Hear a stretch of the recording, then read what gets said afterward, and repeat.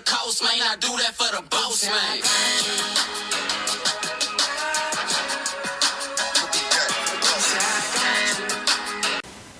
Yo, what's going on, everybody? So this is a remake of the last video that I had made. If you had the last one, I'm just going to be covering some of the same topics that I did, just a more updated version and a shorter video for everybody, so it's not taking too much of your time.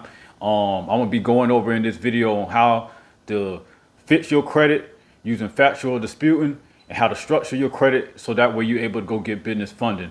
So this is going to take a few steps. I'm going to go over the credit repair first, and then I'm going to go over on how you need to structure your credit report in order to personal guarantee your business when you want to go into the bank and get some funding. So with that being said, let's get into it. Not waste no more time, and let's get to action and show y'all how we do this.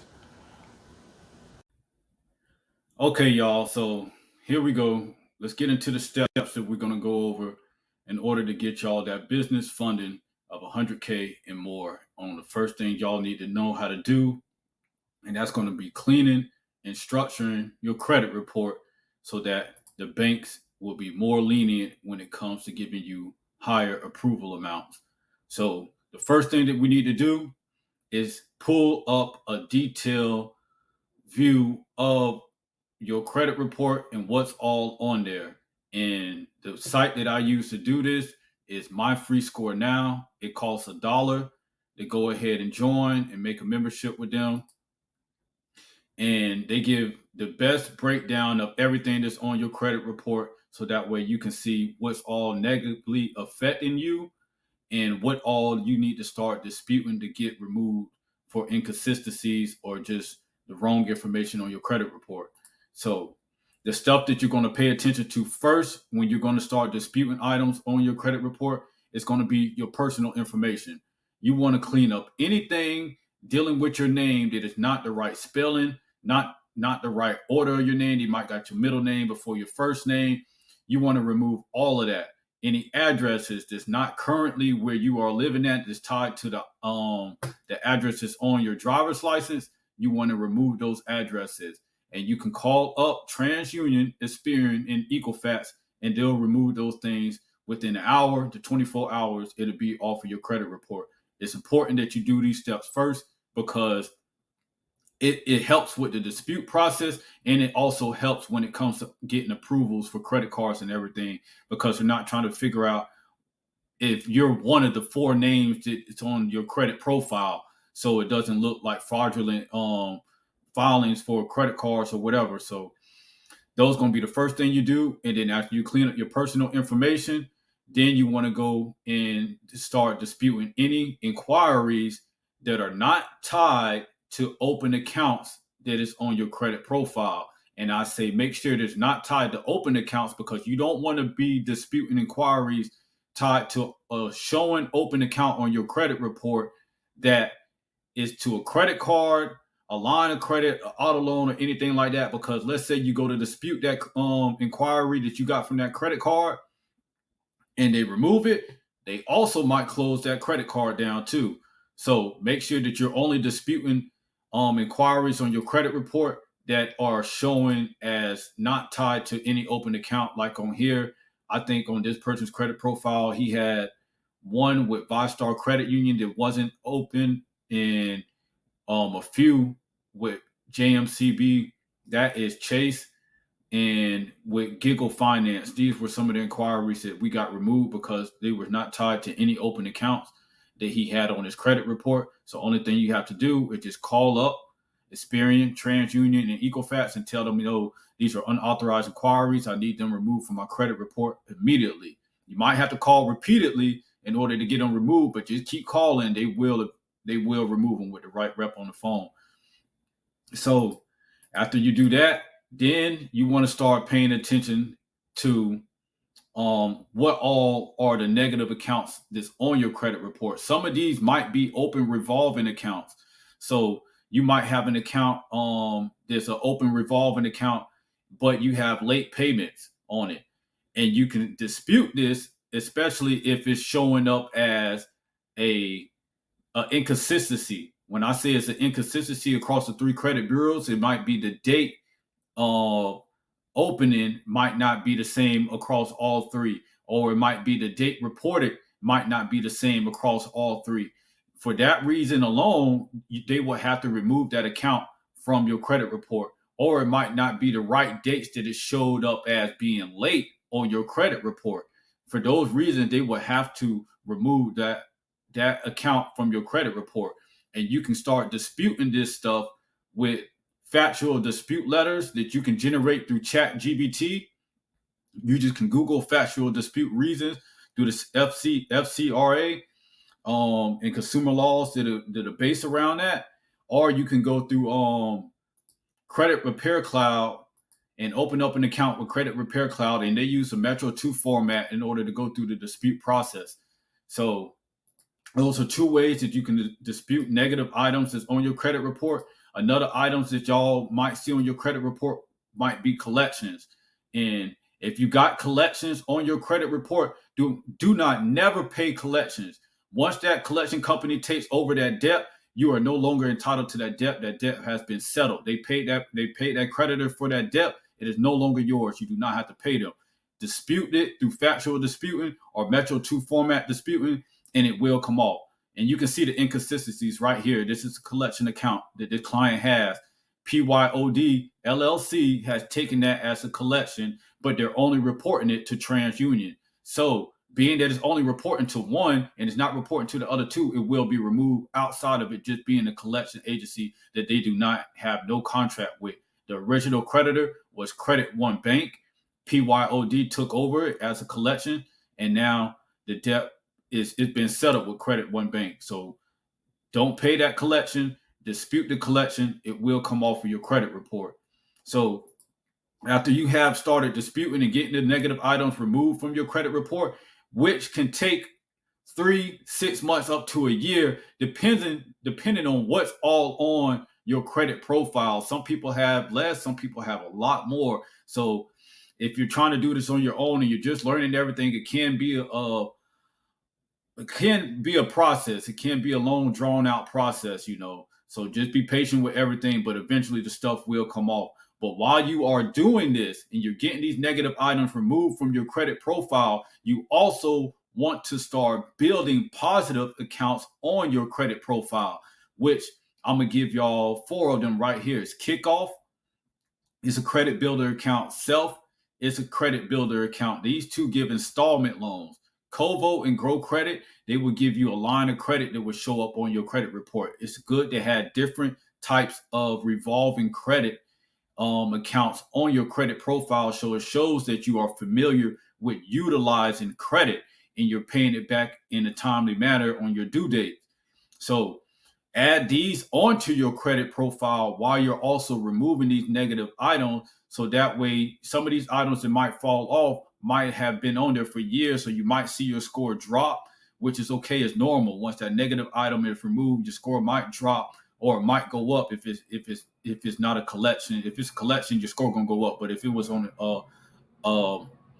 still a closed account that's not in collections, but it had late payments, yes, your score might drop because that account did have some age on it, but it's perfectly fine. You rather have that negative account removed from your credit profile than on there as closed with just an aged account, but still hurting you in a bad way. So I'm going to go over these ones real quick again. We got Kovo or Kickoff. It's a credit builder account. Grow Credit is another one. Self is another credit builder account.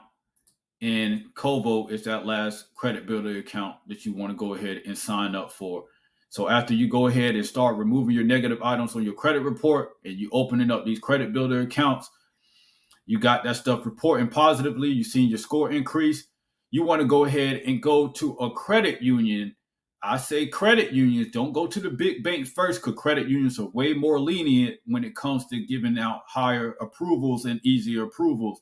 And a lot of credit unions like BCU, they will pre-approve you upon becoming a member and letting you know, hey, you're pre-approved for this credit card. Do you want to go ahead and apply? Now, if you go ahead and open up these during the process of repairing your credit and you get that pre-approval, don't go and apply. Just wait till you finish cleaning up your credit and then come back and apply. So BCU is a credit union that you can open up an account with. Elements Financial is another one, and Andrews Federal Credit Union is another one. These three credit unions, they give out nice high limit credit cards and lines of credit on the personal side.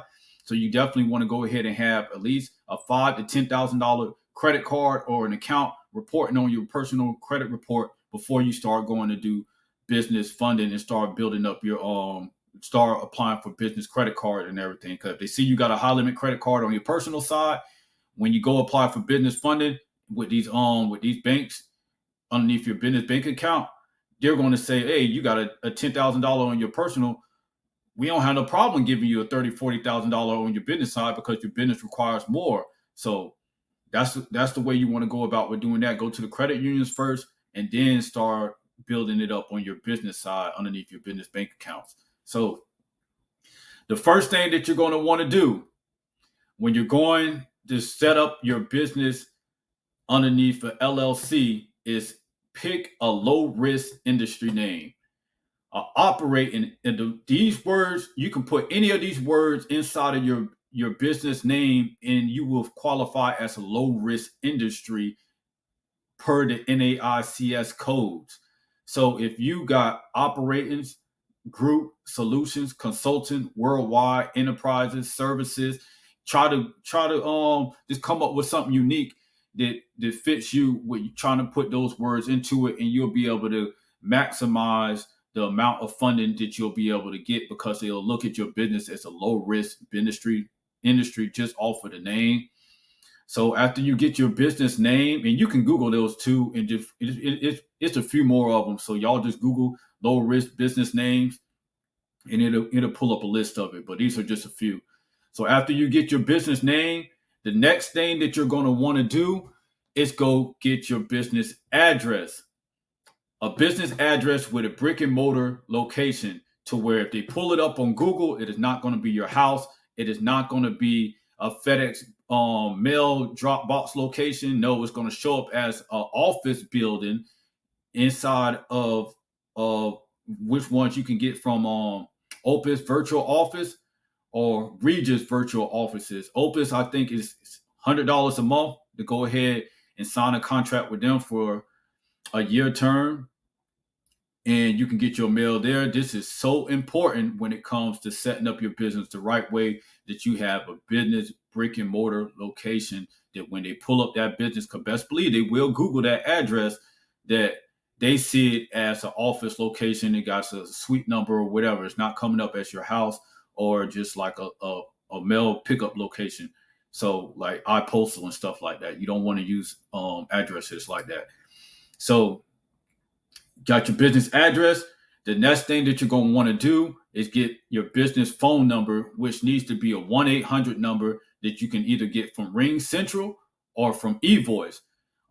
Ring Central, I believe, is like $20 a month. Get a 1-800 number from there, and you can have these numbers forwarded to your cell phone number, but you want to have these 1-800 numbers on file when it comes to your business.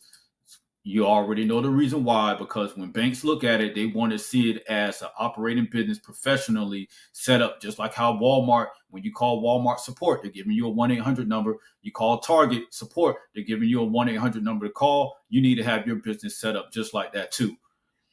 So after you got your business phone number, you want to get your business email and your business website. And I use sites like LegalZoom, GoDaddy, or Busy, which they would give LegalZoom and Busy, and all of these will actually set up your LLC for you and register with your state, so you don't have to go through that process. If you want to do it on your own, you can, but they'll give you a professional email and they'll go ahead and register your business with the state.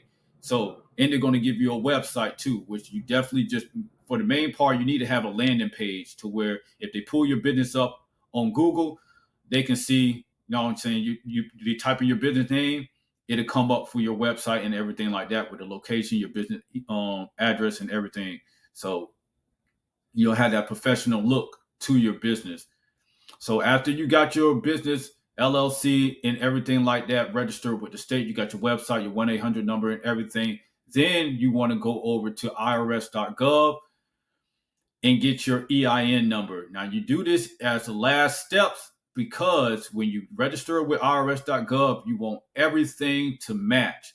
Your address needs to be on their professional address that you got, your business email, your business phone number, all of that needs to be on there when you're registering with IRS.gov, because when these banks pull your EIN number, this is what needs to come back and everything needs to match. So register your business with IRS.gov and get your EIN number, and then go over to Dun and Bradstreet and get your DUNS number. Your DUNS number is the part that you will get your paydex score from when it comes to your business credit score. Not your personal credit score is different from your business credit score. You got an Equifax Experian in your paydex score, which your paydex score will generate from Dun and Bradstreet.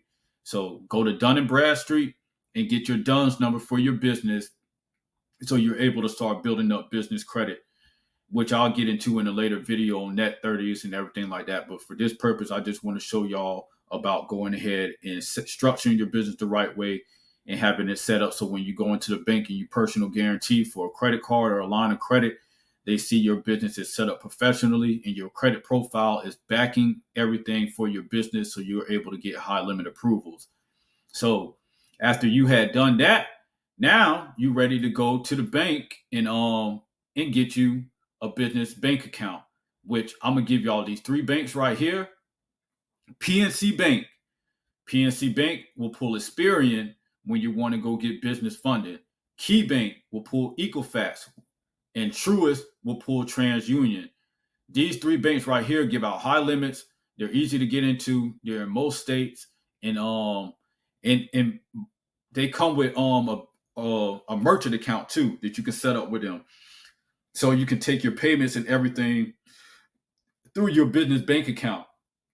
And yeah, so these are the 4 steps that you need to go ahead and have in place and make sure that you're going over correctly when you're going to set up your business and getting it registered with the state and getting your EIN number before you even think about going to get any type of business funding. Make sure you have these 4 steps in place, because if you don't, you're going to get low limits or you're going to just get denied straight out because it's not adding up, or your personal credit profile is not strong enough to back up any type of business funding.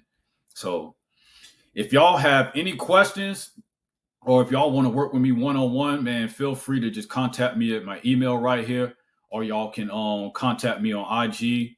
Yeah, also, a lot of y'all might have had found me off my IG page, but I'm going to pull it up right here. It's on Trey_the Court Way on IG, and y'all can contact me at either one of those and have any questions, man. You can work with me one-on-one. I do have a championship credit club that's for my clients to come into my program, where it is a done-for-you program. I do everything for you for cleaning your credit, structuring your credit, getting your business set up with your LLC, registered with the state, and everything all the way up to the business funding, working with my personal bankers that I have on my team to push for high limit approvals. You can skip the underwriters and you can go straight to the high limit approval with jumping into this program. If y'all are interested in getting into the program, just send me a message. We can jump on the Zoom call and we can get you enrolled on everything. I hope this video has been helpful. I tried to make it shorter than what the last one was, which was like an hour, and dropped a lot of still good information in here. Like I said, if y'all got any questions, feel free to contact me, and I'll see y'all on the next video. Yo. Ain't tripping on the coast, man. I do that for the boss, man.